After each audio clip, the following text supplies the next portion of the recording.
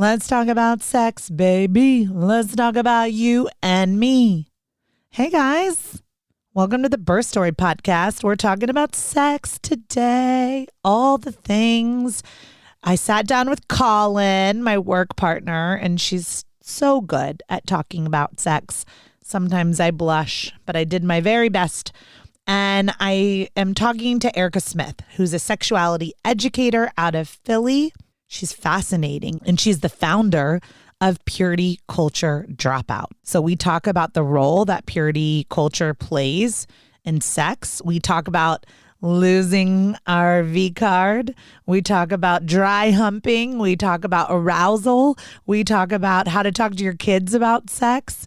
We talk about being pregnant. We talk about what happens after you have a baby and your sex drive goes down, and initiating conversations that can be awkward with your partner. So we get into a lot today. Are you ready? Let's get to it.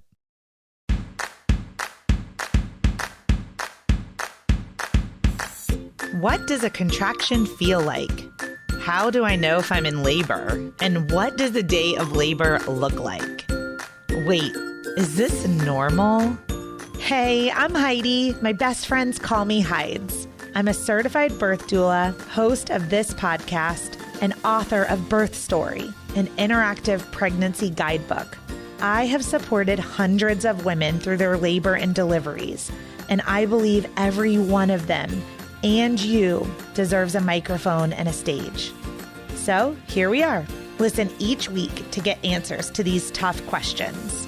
Birth Story, where we talk about pregnancy, labor, deliveries, where we tell our stories and share our feelings. And of course, chat about our favorite baby products and motherhood.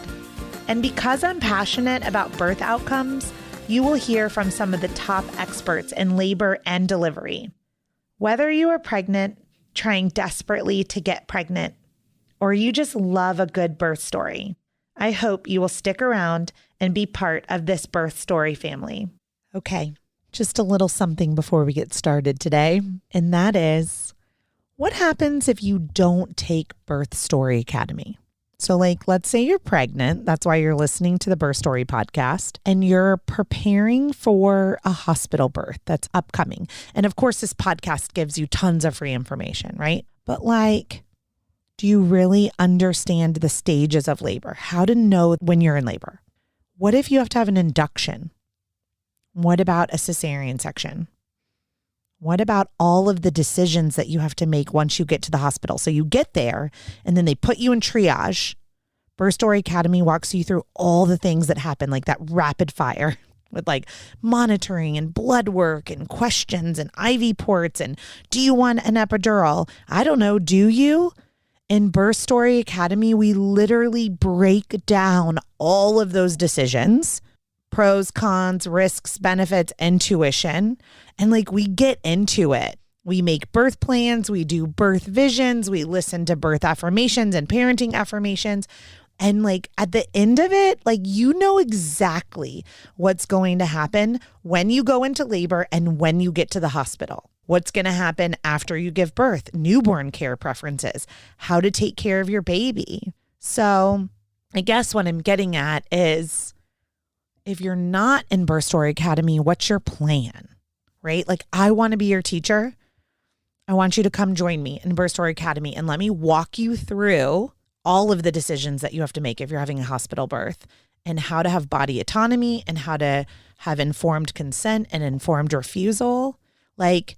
I'm going to teach you and your partner, if you have one, everything that you need to know about birthing in a hospital so that you can walk in that door with some swagger, with some confidence, wash that anxiety away because you learned everything you needed to learn in Birth Story Academy and you are ready to crush that birth, right? Okay, let's do it. And let's get to this episode.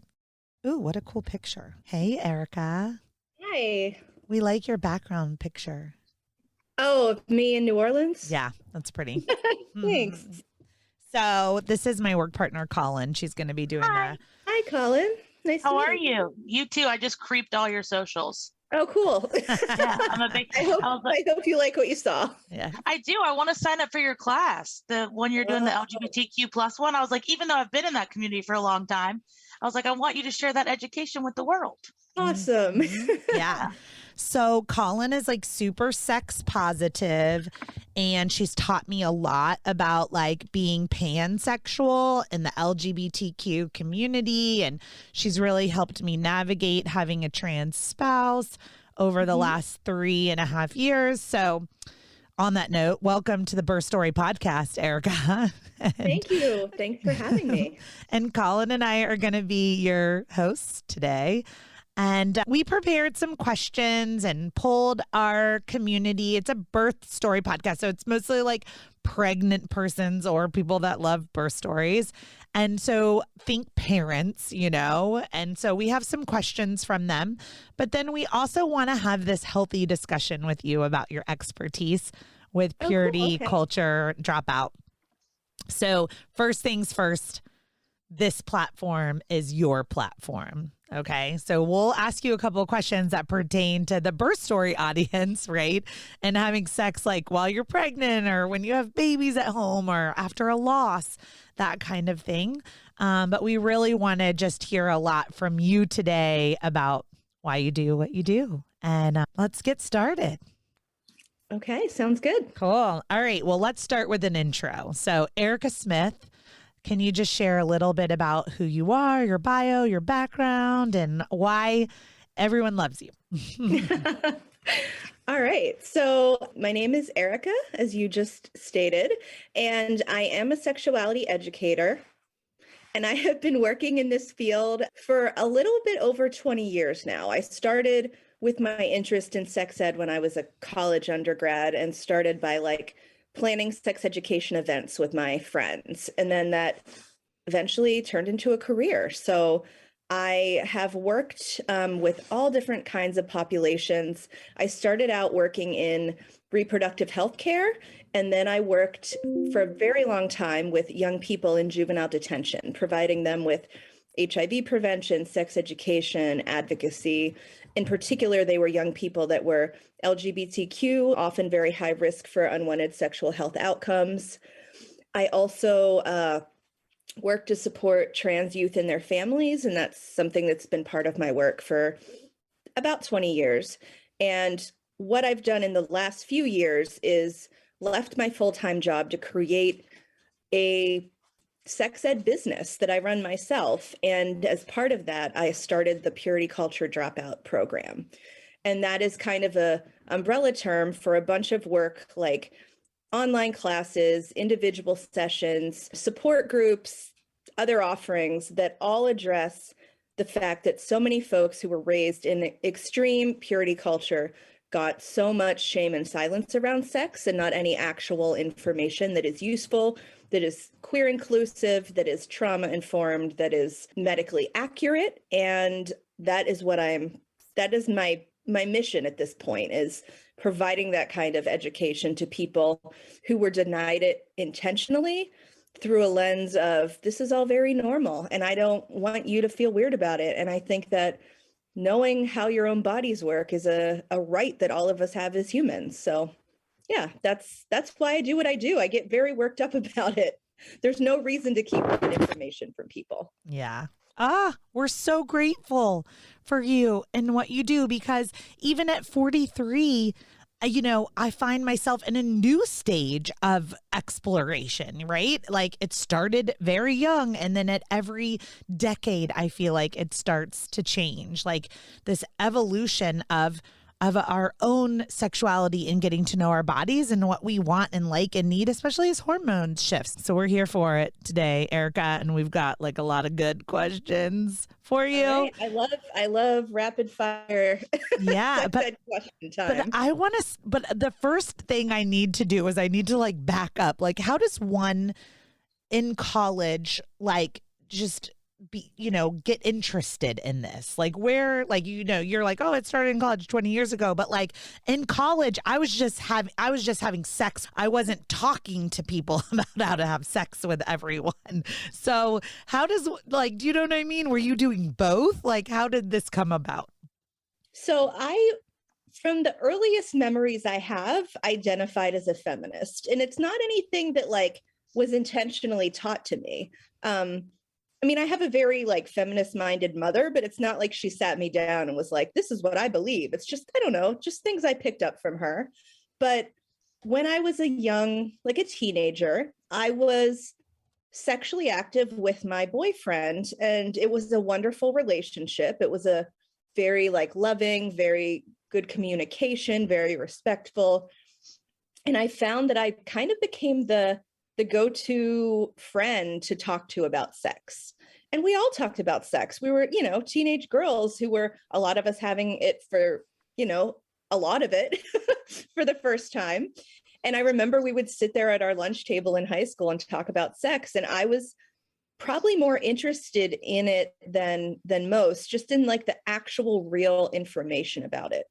So by the time I got to college, I had decided to major in women's studies. And the classes that I liked the most were the ones that had to do with women's health and wellness. And, now it's called women, gender, and sexuality studies.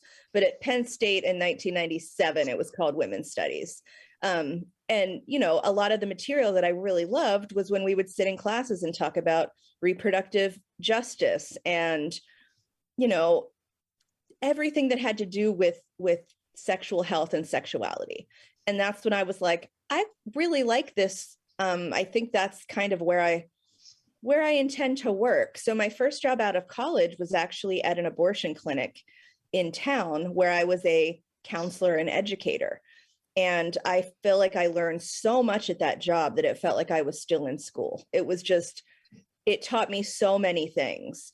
And once I was kind of in the reproductive health field, I just stayed, knew it was my thing, and then signed up for grad school, which I was doing in, I guess it was the early aughts. It was the Human Sexuality Studies graduate program at Widener University, which just happened to be in the Philly suburbs, and I was in Philadelphia. So that was very lucky. It's, as far as I know, still the only graduate school where you can get a degree, an education degree in how to be a sex educator.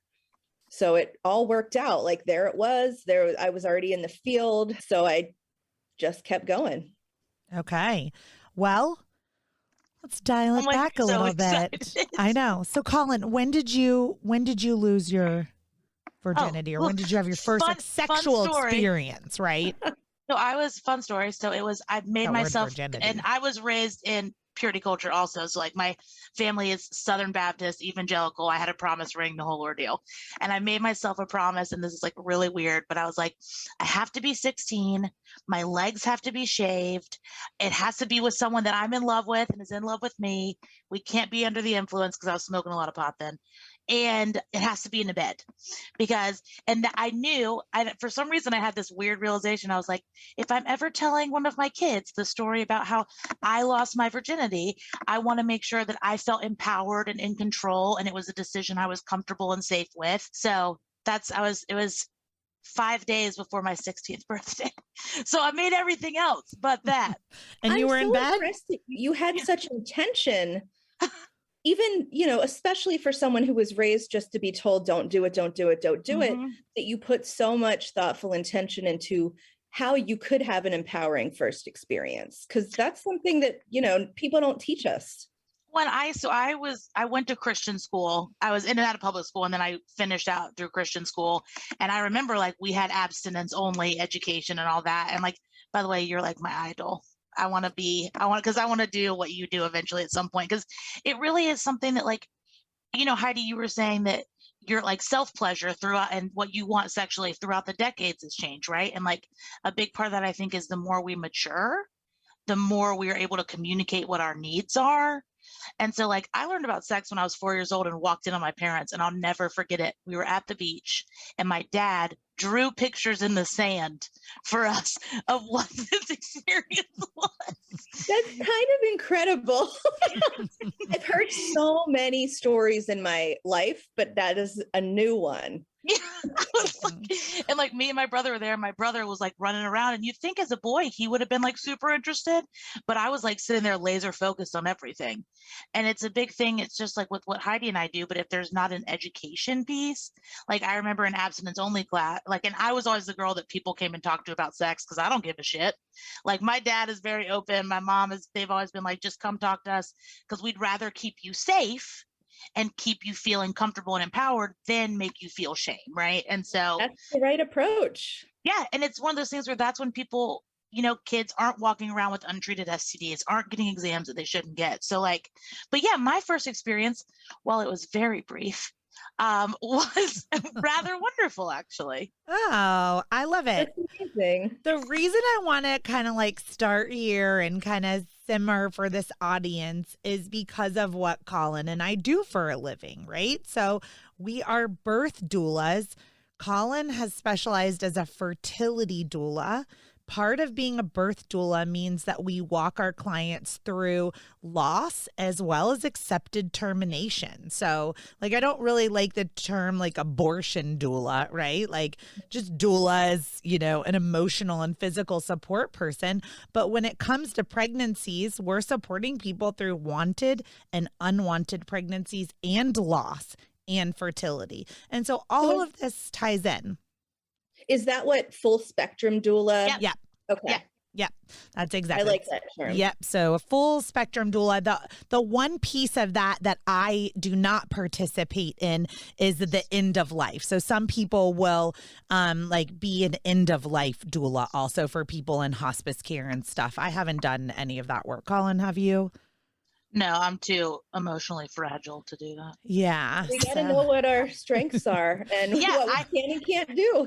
I don't feel like I would serve well in that situation. So, yes. Yeah. So I was going to say, but a true full spectrum would see life through death, basically, and everything in between. So, Erica, can I turn that question on you? Like, when was your first sexual experience?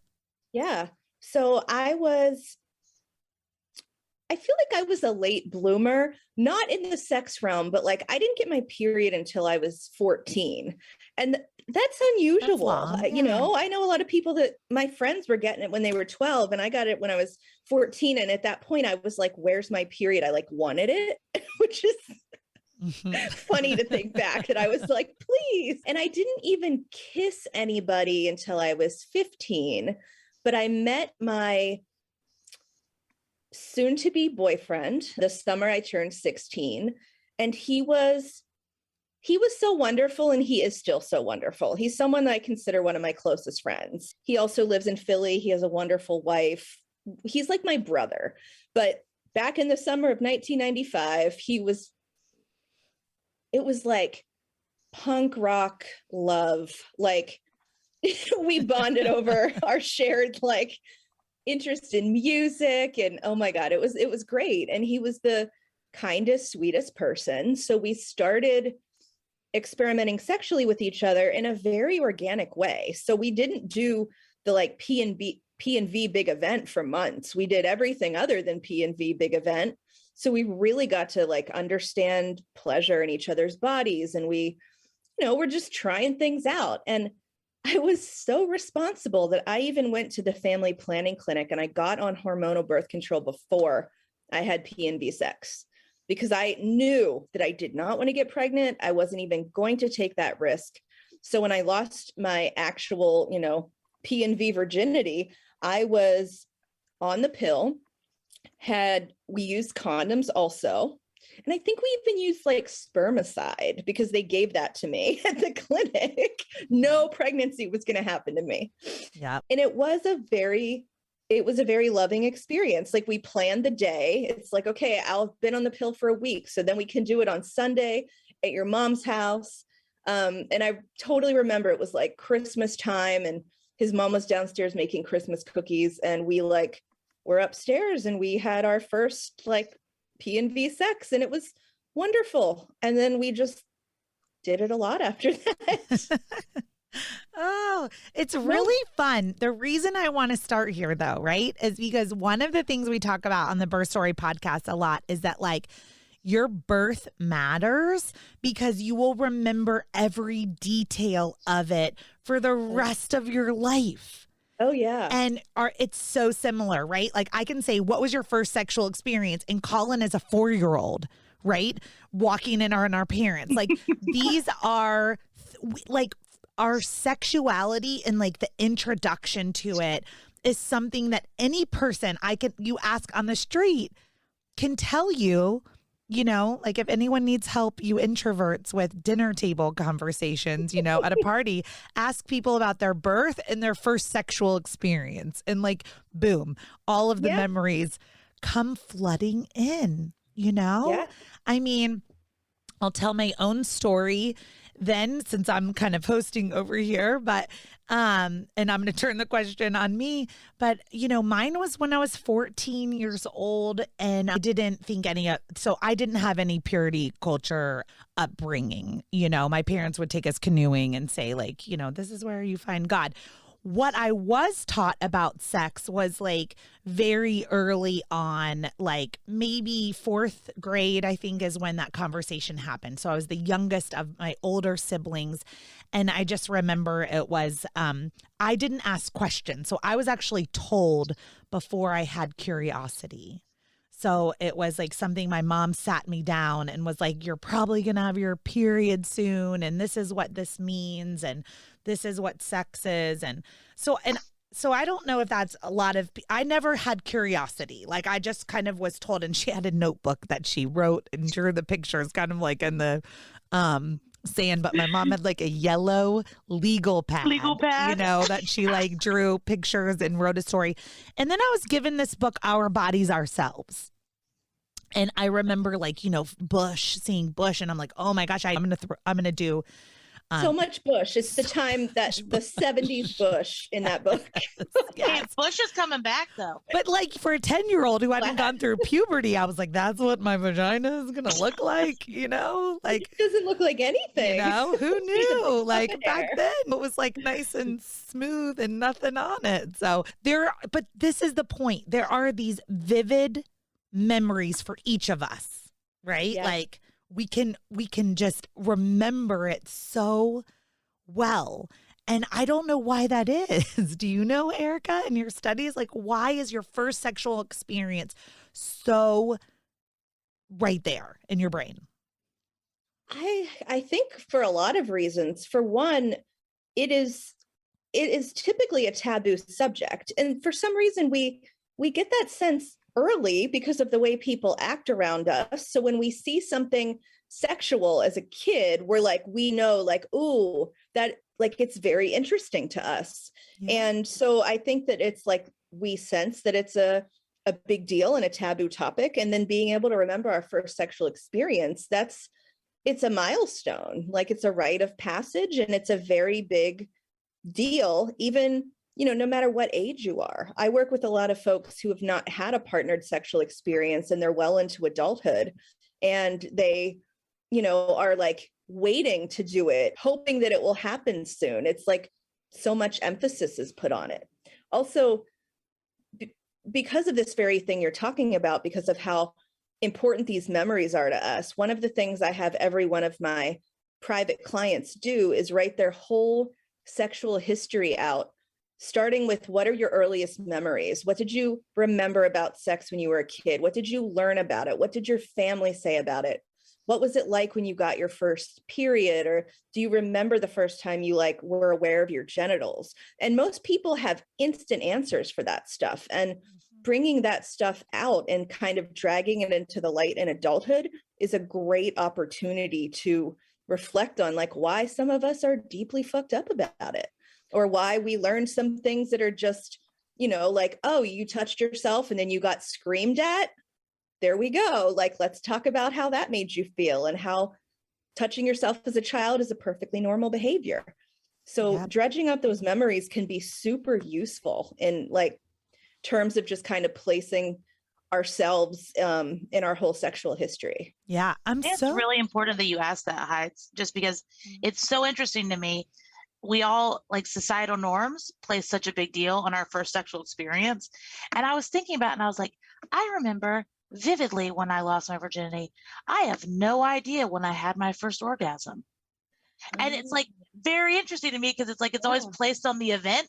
You know what I mean? If like I lost this and I had this milestone and these things happen, but like as far as my pleasure goes, I don't even remember when that. I mean, I remember how I felt. But like, you know what I mean? Like I can tell you the date that I lost my virginity, the color of the sheets, all these things. But it's like when, and I think that's a big testament to like female pleasure and all of those things too, that it's not typically a priority. You know, I had a nanny that was super religious and she told me, she was like, well, God gives you wet dreams. And I was like, I'm not waiting for that. After I'd had my first orgasm, I was like, that timeline will not do for me. So, you know, I just think it's fascinating. It is. I'm so glad that you said that because I do remember my first orgasm and then like sexual exploration of my body. And that was in middle school. And that was definitely by myself. Same. 100%. Like it was like, you know, laying in bed one night there, and it wasn't dictated by anything. It wasn't like no one had told me really about you should do this or you shouldn't do this. It was just like, that feels good, so I'll keep going. And then it was like, oh, you keep going. And then it was like, whoa, this thing happens. And then it feels so good that it suddenly can't feel good anymore. That is how I, in my child brain, understood what was happening. I'm like, I do this thing at night. It feels so, so good. And then there comes a point when like the good feeling, like it's like too much. It peaks just like a contraction. It peaks and then it kind of comes down. And then you don't want, sometimes it's a little too sensitive at the, you know, for it. But I also remember then feeling that feeling for the first time that I had felt with myself with a partner. And I was in 7th grade on a golf course. His name was Chris. And we were like making out on the golf course. And it was like hard on between my legs on my clit with like boob action. And I was like, what's happening here? Like, you know, I mean, I can remember it. Like, this is we cannot underestimate the dry hump. And I think we do. Oh my gosh. Sometimes I tell my partner, I'm like, I just want to make out with you. Like we are teens and like to the point where it's like, we cannot. And he's like, are you sure you don't want to just like do? And I'm like, no, I need, It's underrated. It's like such urgency. It's like a thing you do initially when you can't do more or you don't, not ready to do more, and there's the tension there. It's like yes.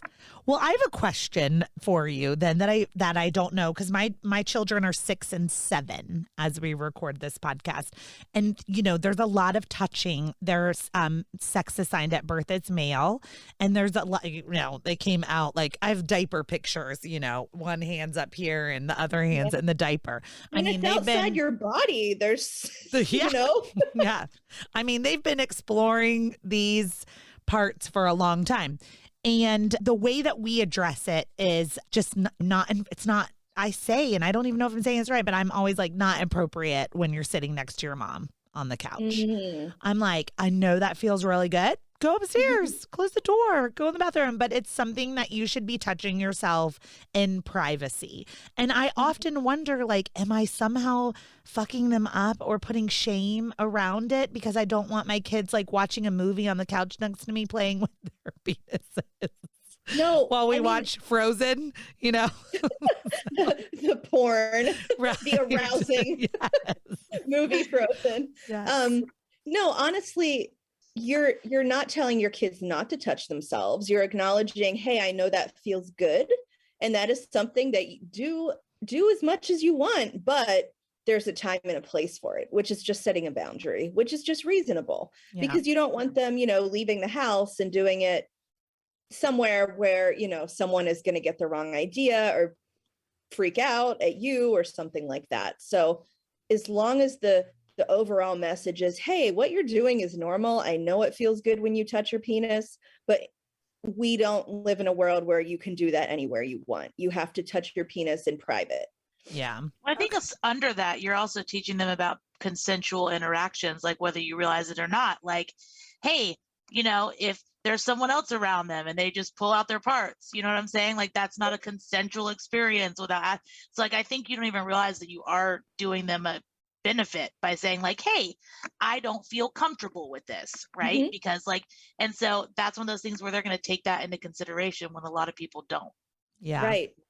Yeah. You're essentially saying like, I don't consent to witness this. And that is, like Collin said, that's just another good message. I'm not saying you're preventing them from ever sending an unsolicited dick pic, but I feel like their chances are lower than some of the ones I received on dating apps against my will. So I have to say, a couple summers ago, I was at like an ice cream stand in my neighborhood, and I live in a neighborhood that I feel like is very full of like hippie style parenting. There's a lot of free range children in my neighborhood.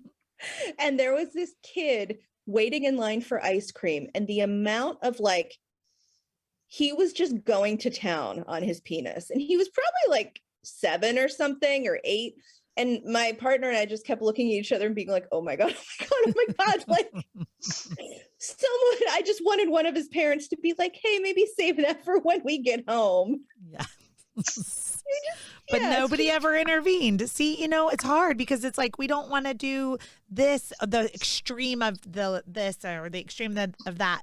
But, the people listening to this podcast who are pregnant, have small kids, that type of thing, like puberty is going to come real quick. Right. Oh, yeah. And like, I'm not even near puberty with mine, and we're still having these conversations. We're having conversations about their gender. We're having conversations about their sexuality. We're having conversations about all of it, all of the hard things are early on, so that hopefully we're trying to make like puberty, like, I don't know, I have this dream that like puberty is going to be easy or something. Well, you are laying the foundation that will teach your kids that you are the person they can come to, and that they can ask mom questions, and that they're not going to get in trouble if they have curiosity, and that topics aren't off the table.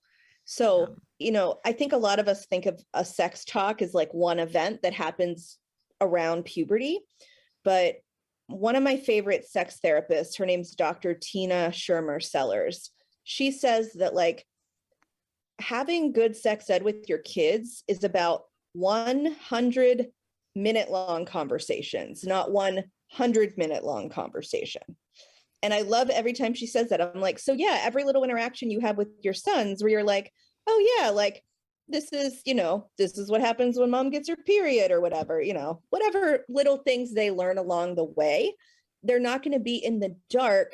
And then suddenly at 12, you're like, here's a book and I'm never going to talk to you about anything. About it again. Yep.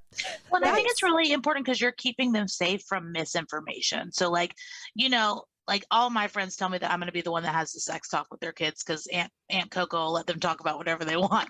But like, when they have a reputable source to go to, like, how Heidi, we tell all our clients like that we're their Google filters for like the, they look up things about pregnancy and we're like, that's inaccurate and not evidence-based. Totally. But it's like when children and adolescents and even adults feel like they have a reputable source to get information from, it keeps them safe. It keeps them from experimenting in ways that aren't healthy. It keeps them, if they need to have a discussion about a post encounter, right? Like a lot of the shame and stuff that comes with that is, in religions, especially where you're brought up with, you're supposed to have your virginity and only heteronormative sex and those things. Like if someone is abused or someone has an altercation or something happens and they feel like that virginity is in such a high pedestal, a lot of times those things aren't reported. I'm really like open dialogue about that stuff from a young age, I think is one of those things that a lot of parents need to hear, like, is what keeps your kids safe. Keeps them safe. And if they know that their bodies belong to them and that other people can't touch them without asking, and that they can't touch other people without asking, and if they know the real names for their genitals, they will have the language to speak up, to talk about something that may have happened to them. Kids that have zero of that stuff are very vulnerable. They're very vulnerable to predators, unfortunately. Yeah. So I know, parents can't control literally everything that goes on in the world, but arming your child with language around their bodies and language around consent is like doing them the biggest favor. Yep. And I think that this starts from the time you have a baby and that they can understand what you're saying. So like, even though, you know, I'm not the greatest parent in the world, but I try to have like a few wins. And like some of the wins that I had with my two were permission to touch. So there have been reasons when you're parents that you need to touch and look at their anus and look at their foreskin and look at their penis, you know, and from the time they could say yes or no, you know, probably around 1 year old, if we had to go in the diaper and move the foreskin, I would say like permission to touch. Mommy needs to do this. Same thing with going to the pediatrician for the annual well visits. Yeah. Didn't really think about the fact that my 7-year-old wasn't going to want a female pediatrician, but this is the situation we're in now. Like same pediatrician for 7 years, we're probably going to have to switch. But like where the pediatrician says, you know, that's our language, permission to touch. And we've never used a word to talk about a genital other than penis and vagina and anus or rectum. You know, like all those words are, you know, they're, you know what, I'm thinking I don't have an actual word for balls other than I say balls. Balls are balls. Everyone knows what balls are. I feel like a 5-year-old saying like, scrotum is just really funny. So you know, they wouldn't be able to pronounce it properly either. That would be the... Yeah, but if they come home and say like someone touched my balls and I didn't want them to, I'm like, okay, I'm gonna understand what that means, you know, over here. Okay, I'm working like kind of backwards from where I wanted this conversation to go, but it's happening organically, which is awesome. So like I love like sitting here on some of these parenting tips of like all the things you just said, Erica, about like a 101-minute conversations and being open and, you know, using the correct language, that kind of thing. I mean, I think these are things that maybe we have a 1-year-old, but these are things that we can start thinking about right now, because I'm telling you, 7 years old happened in a blink, and puberty is going to happen in a blink. And then going out there and trying to help our children have healthy sex lives is going to be in a blink. But that's only half of this conversation I wanted to have today.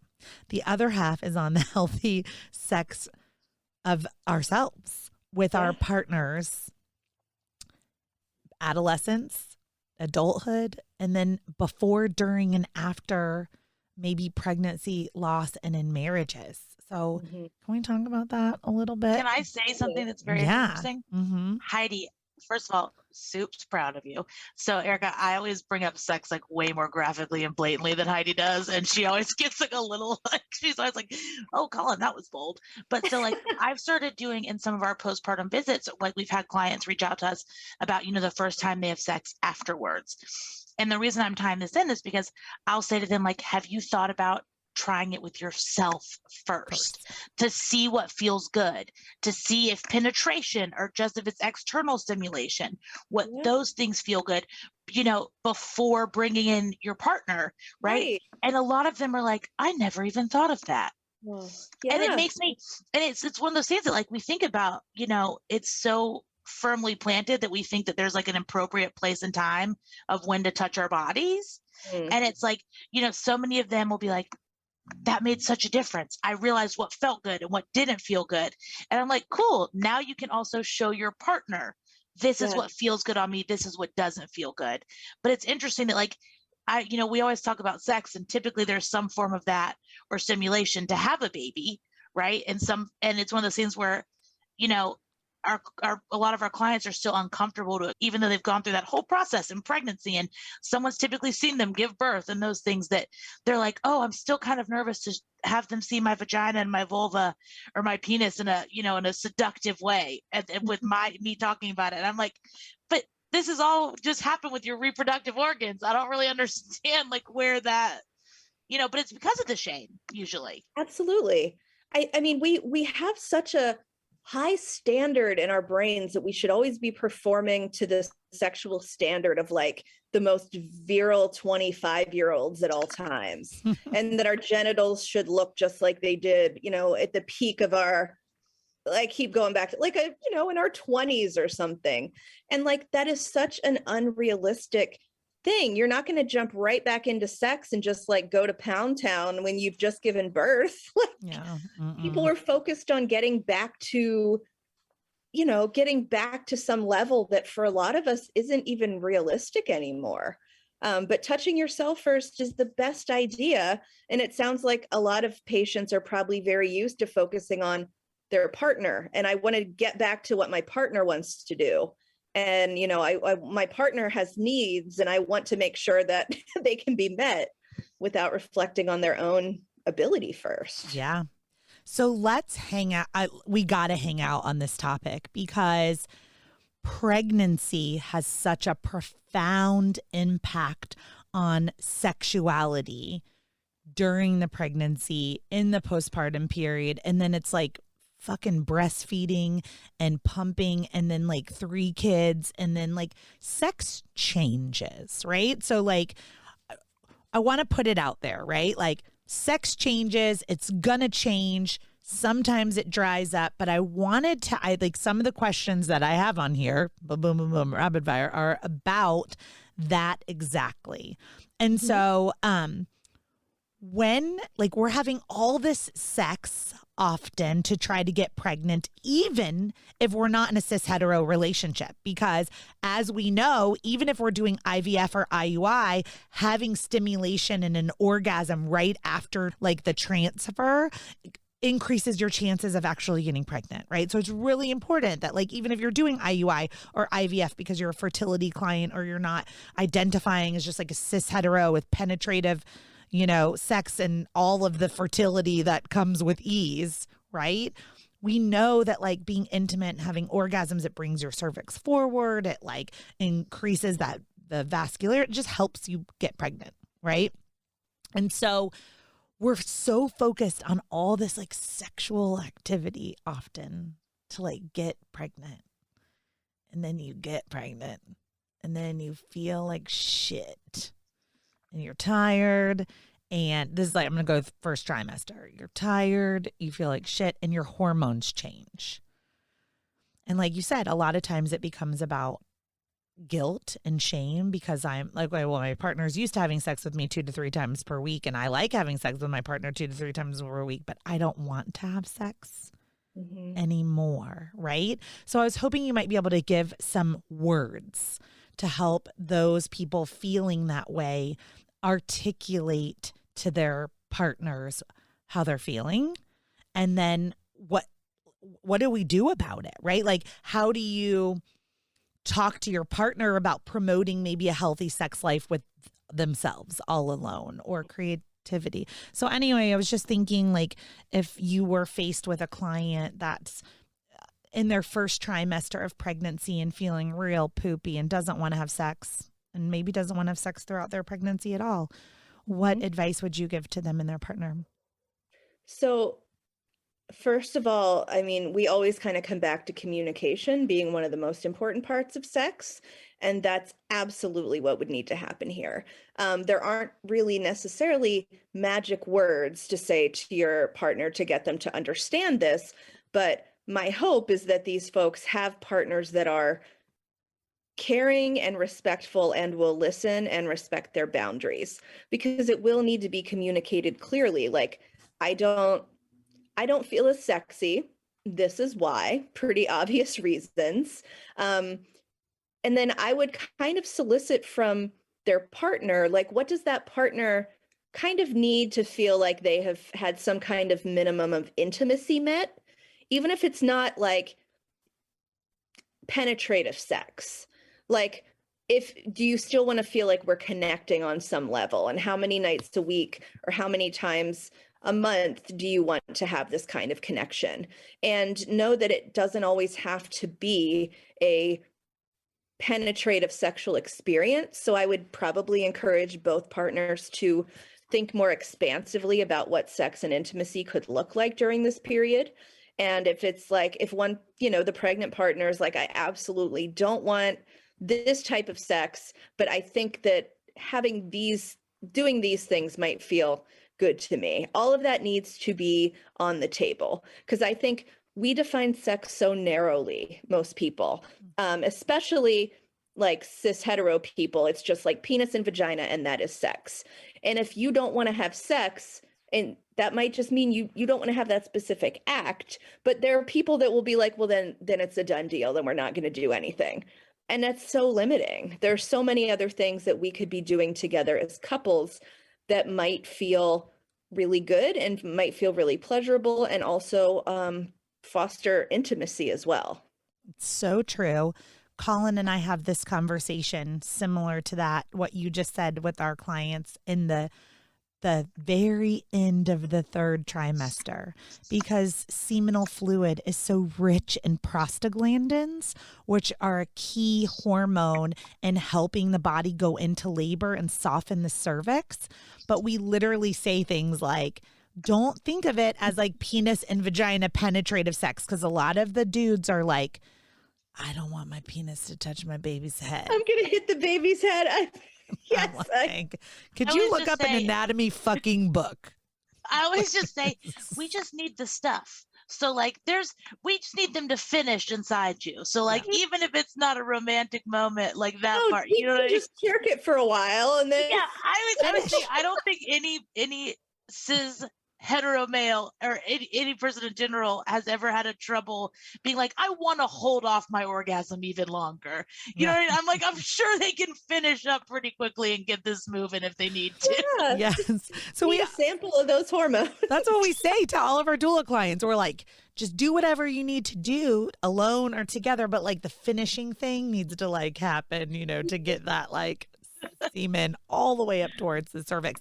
And just for those women that are listening, that we're laughing about this because the three of us innately understand anatomy, but if that is confusing to you, there is a cervix, a big thick cervix. Okay, no partner is penis is going to be hitting the top of your baby's head unless you're having penetrative sex while pushing. Right. Okay.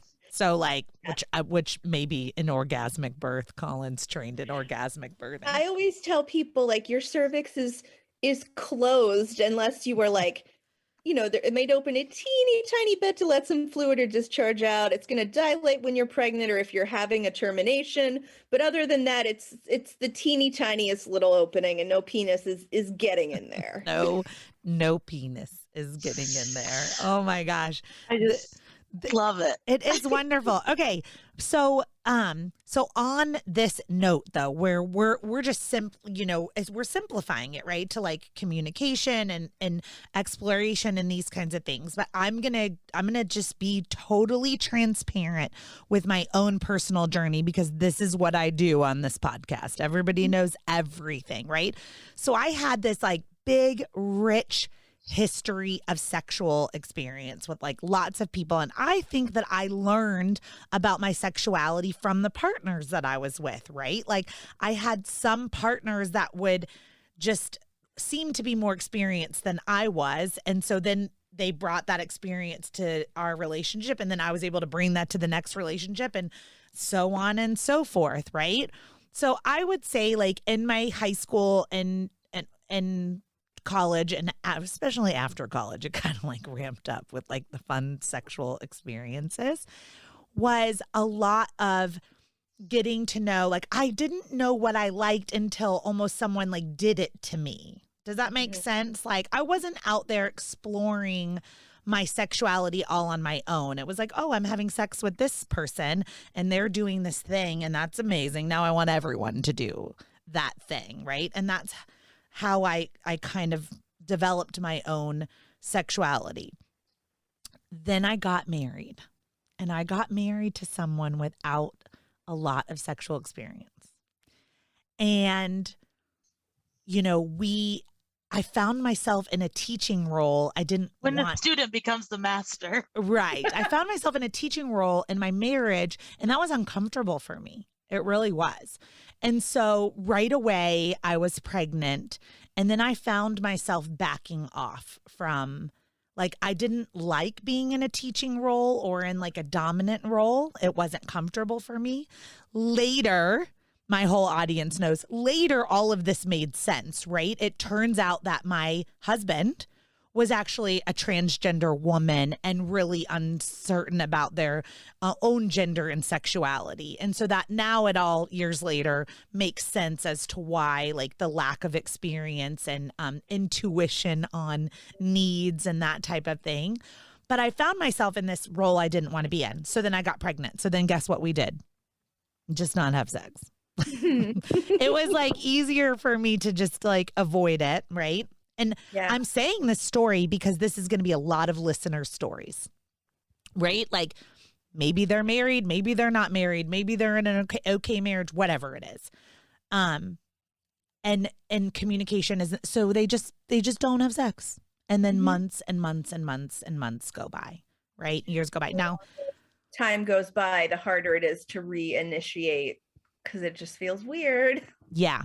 So that, I'm glad you used that word reinitiate because, you know, I didn't go an entire pregnancy without having sex. Like we did have sex and we had sex at the end and, you know, all of the things.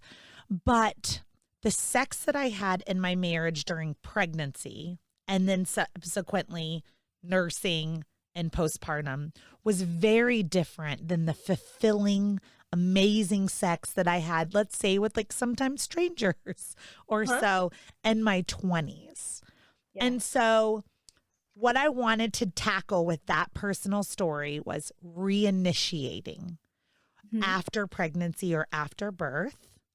And then not just reinitiating, but initiating in a marriage, the exploration of sexuality, right? Like, does that make sense? Like here I was open and doing it all. And then something shut me down.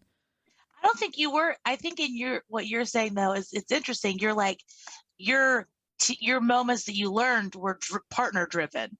So you never really were like when you were having sex with strangers or people you knew, whatever, like they taught you things. You weren't like, hey, you weren't really expressing your needs even then. Right. No, and so right. I think it's very interesting, like that shift of you weren't expressing your needs later on, you know what I'm saying? But I think it's very easy to tell someone like, hey, you're rubbing my clit the wrong way when you know you're not going to see him for coffee in the morning and for the rest of your life. You know what I'm saying? Like you care a little bit less about their feelings and their emotional sensitivity to say those sorts of things. Than when they're the parent of your children, you know? Yeah, like, you know what I mean? Like you're much less likely to call your bestie and be like, my husband's a terrible lay than to be like, you know, this rando I met sucked in bed. Yeah. But why I'm getting at this is because so many of our clients will say you need to have sex, right, to go into labor. And they'll call back right afterwards when their partner's on the phone and say, like, we haven't had sex this entire pregnancy. Like, he will not have sex with me, or I don't want to have sex. And so I think this conversation of reinitiation is really important. So I'm going to leave it there, Erica. Like, what do you think are some good tips to reinitiate? Because it can be so fucking awkward if you haven't had sex for a year. Right. Oh, yeah. I mean, this is, are you all familiar with Esther Perel? Yes. So I might have brought Esther up when Heidi, you and I talked last year. I don't remember if I did or not, but Esther Perel has written an incredible book called Mating in Captivity. And it's all about how that spark that makes us like want to do it all and want to try it all and have a lot of sex is not a thing that naturally stays alive throughout long-term relationships and the kind of events like, you know, the intimacy of experiencing pregnancy and birth with people, you know, that you've been with for a long time. And that we have made it, again, like created this kind of unrealistic standard that urgency for sex and the spontaneous arousal is just going to happen to us all the time, forever and ever until death do us part. It is a fantasy, unfortunately. And that is the thing that I kind of hate to break it to people, but I also think it's relieving to know that in a way, because I know a lot of people are like, but you know, we used to like do it so much when we were younger, when we first met, and now it's like, it's infrequent. And they think that means there's something personally wrong with them and their sex life, when in reality, that is how it goes for most of us. And Esther talks a lot about how like never before in history did the person that, you know, you have hot sex with in your youth was supposed to be your hot sex everything forever and ever until you die, because people didn't live that long. Like, and now we're like, we want to keep doing it the same at the same rate, with the same intensity, with the same spark. And I think first acknowledging that that is not something that happens organically can be really helpful, so that people don't feel shame, so that people don't feel like there's something wrong with them. So what you're describing is like, you know, the sex dropping off during pregnancy or sex dropping off postpartum or the longer you've been together. That is more the norm than it is the exception.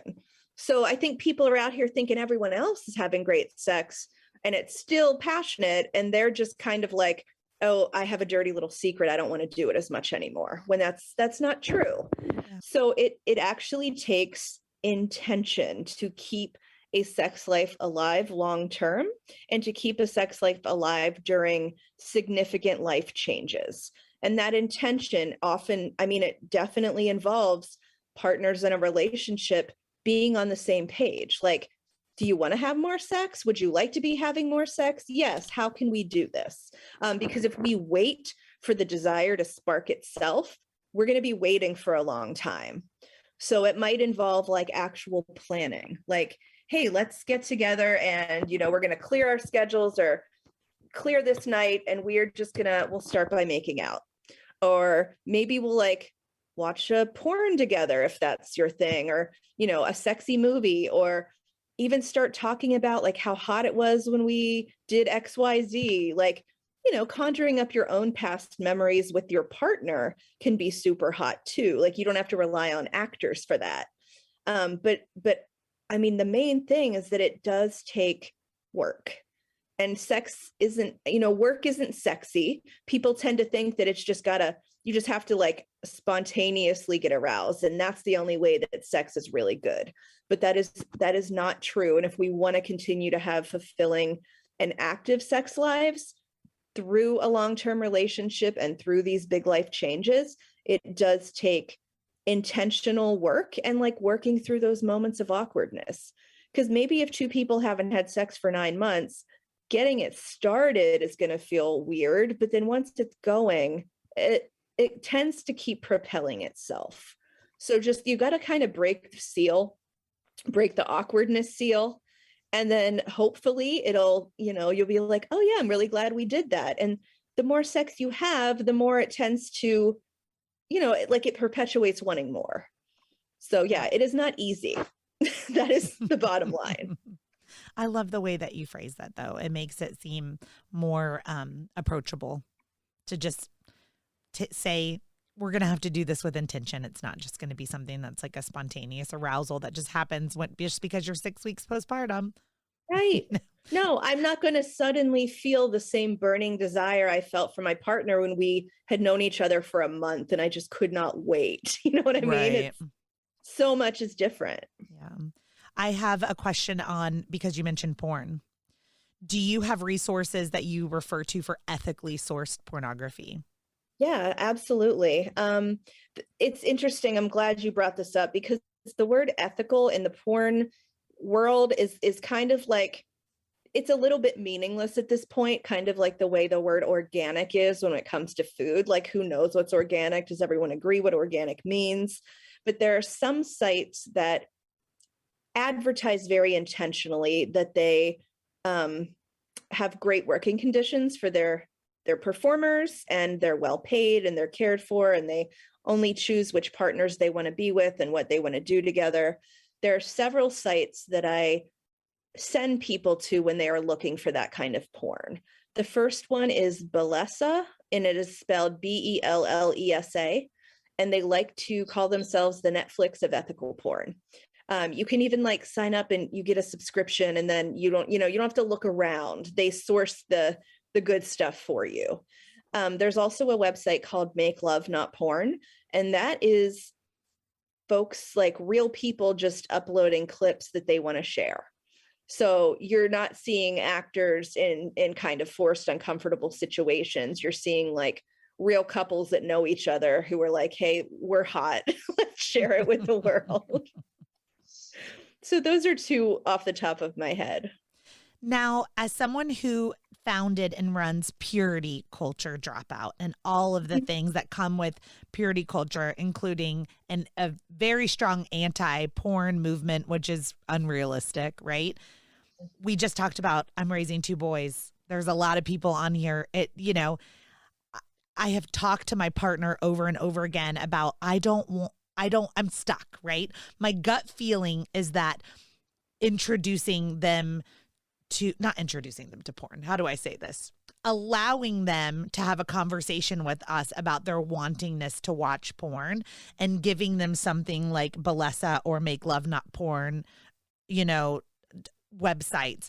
These are things that we talk about, right? Like, as parents, do you shut it down? Like, no, you shouldn't be watching porn. This is not something we should be promoting. Or is it like, that's not realistic? They're getting ads for KY jelly on YouTube Kids app.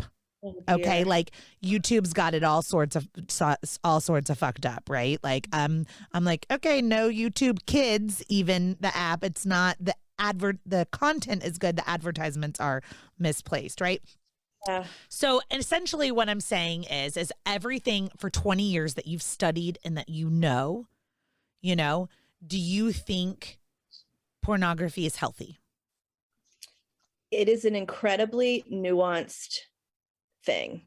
And I have some general talking points that I'm happy to share, and then resources specifically for parents who need to get out ahead of these conversations with their kids. Awesome. So the thing about, porn has existed since every society that has had like written or drawing communication. So it's not going away anytime soon. It just gets more and more advanced as technology gets advanced. One of the fascinating things I remember learning in grad school is with each new invention of like communication technology, it was used for porn first. So like when they invented like the letterpress, like people were making porn on it instantly. And of course the telephone and the internet. So yeah, it's never going to go away.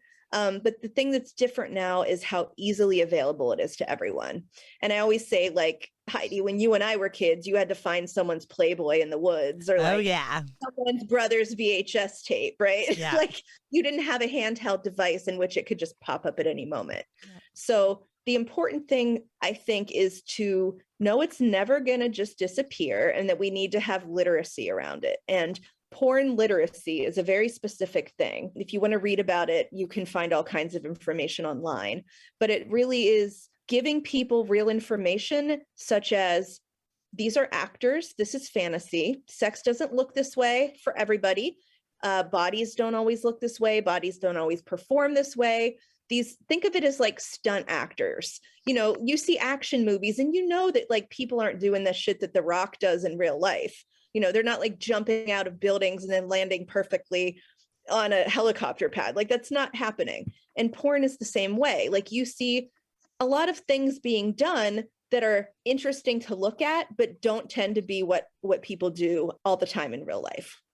So telling people, especially kids, like you are probably going to come across content online, either yourself or your friend is going to show you, that is obviously for adults. It's not made for kids. It may be confusing to you. If you ever see something like that, I want you to come to me and tell me, and we can talk about what you saw. And I feel like based on what you've said, Heidi, you probably have that kind of relationship with your kids already. It's like, if you see something that you don't understand, I want you to come to me and we'll talk about it. And just informing kids, like, this isn't for kids. This is adults. It's a way adults entertain each other. You're not in trouble if you come across it, but it isn't realistic. And I don't want you to think that like women are like this all the time. And if you have questions about sex, the best place to get answers from them or for those questions is to come to me. Yep. Interestingly enough, my 7-year-old already came across something via YouTube Kids. an app. Like, I think it's the most dangerous app on the planet. But he had a lot of questions, and thankfully, you know, my sister's gay, their parent is trans. Like, we have a lot of conversations about gender and sexuality in our household. But my child's first visual experience of sex was between two men.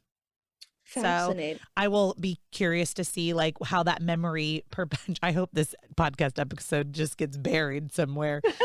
And, you know, your kid isn't listening to it 10 years from now. When they're 17, like, shit, mom, why did you, you know, or the memory. Out there. Oh yeah, that did happen, you know.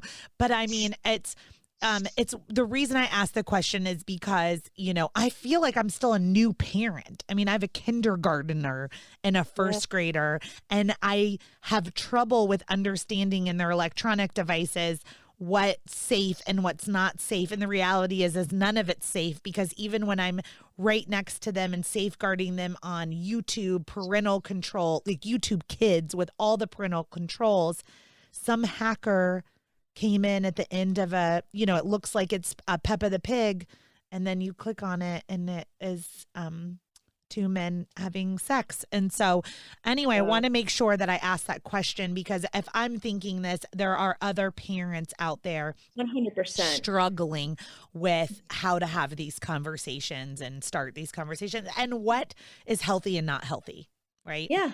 So, and the resource that I cannot plug enough is Sex Positive Families. They're an organization that is the go-to authority in all this stuff. They're founded by a wonderful like sex educator and social worker who's also a parent. And the whole point of the organization is to raise children with no shame and with the proper education around sex so that it's a normal part of their lives.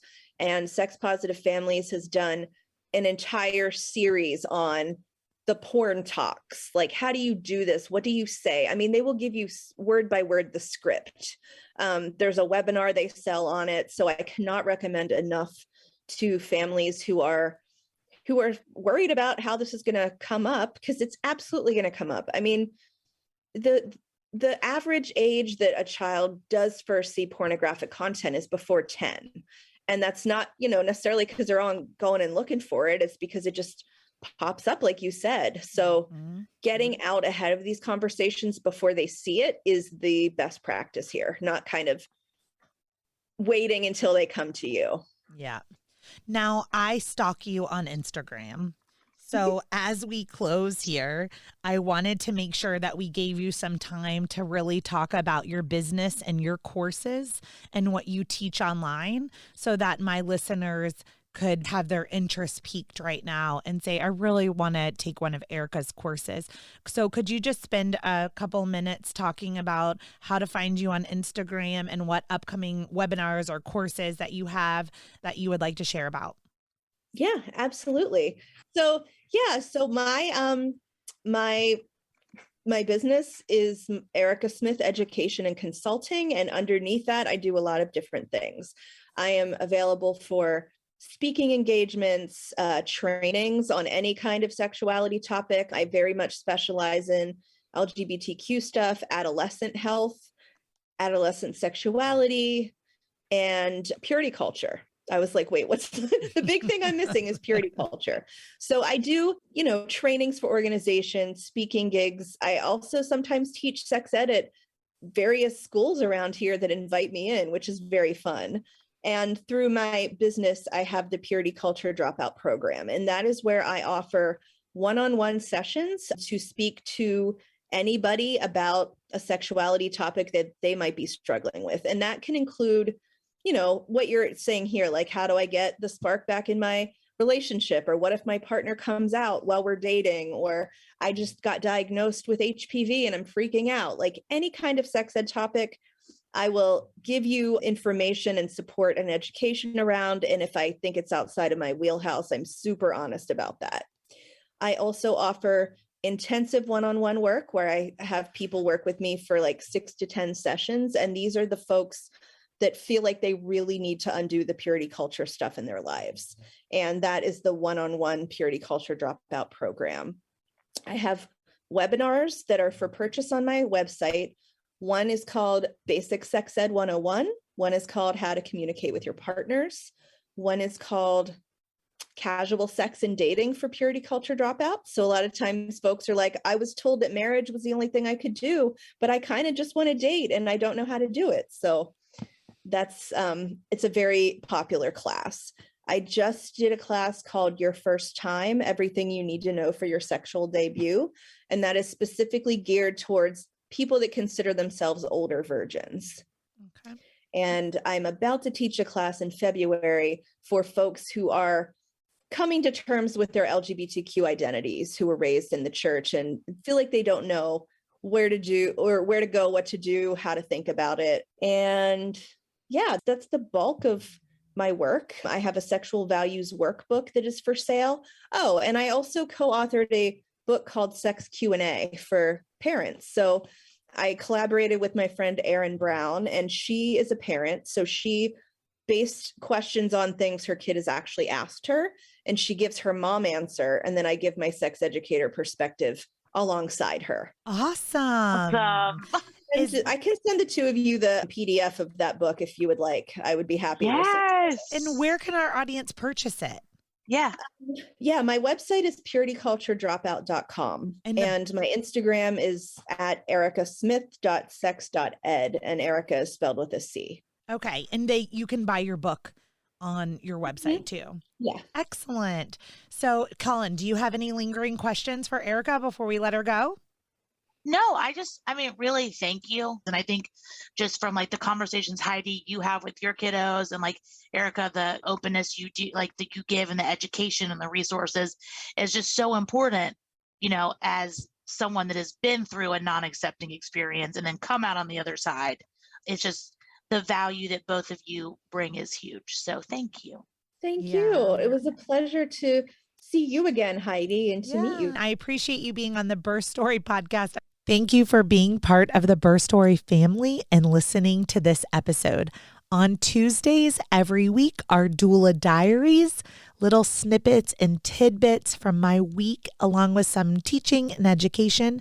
And then on Thursdays, we meet here for our birth stories and our expert speakers. So thank you for being here and listening to the podcast twice a week. And if you are left wanting more, like Heidi, I've listened to all the episodes, I've read your entire book, then I hope you will meet me in Birth Story Academy and let me be your online childbirth educator to prepare you for your hospital birth, no matter what that looks like.